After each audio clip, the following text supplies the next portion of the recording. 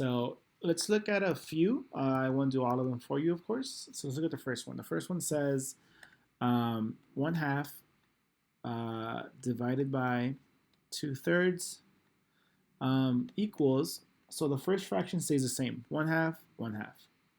Now, division turns to multiplication. And then the second fraction, that's the one that gets flipped. So now it's not going to be 2/3 anymore. It's going to be 3/2. Now, when you solve this problem, look at this. This part is this part right here. 1/2 is the 1/2 part. Times is right there. Now, this 3/2, you need to put a 3 on top right here. When you multiply it out, 3 times 1 is 3, 2 times 2 is 4. That means that my answer is going to be 3/4 right here. Now, let's look at a tricky one like number 6. Let's look at a tricky one like number 6. Well, let's try a tricky one like number 8, actually. Number 8 says 3 1/2 divided by what 8? Now, first we need to change it into a mixed number. I'm sorry, an improper fraction. We do 3 times 2, which is 6, and we add 1 more, which is 7. 7/2. I'm just rewriting it.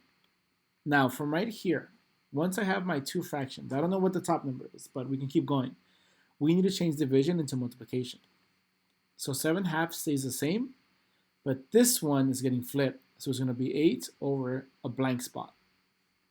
So now look at number 8, right? It's going to be 7 over, we know this bottom part, 2, and then it says times 8/7. They gave us that blank number right here. They just gave it to us. It's 7.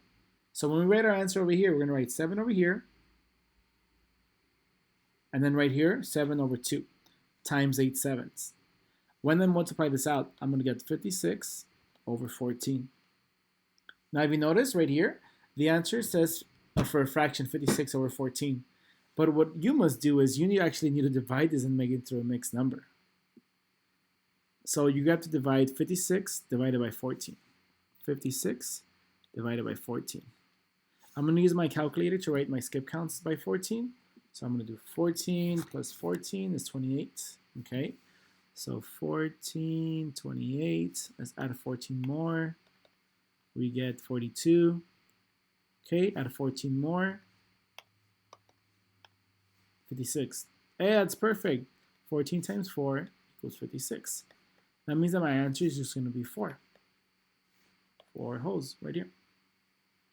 Make sure you navigate through the other ones. They're going to give you blanks here and there. So I would say probably do the problem on your own, and then you fill in the blanks to see what's missing.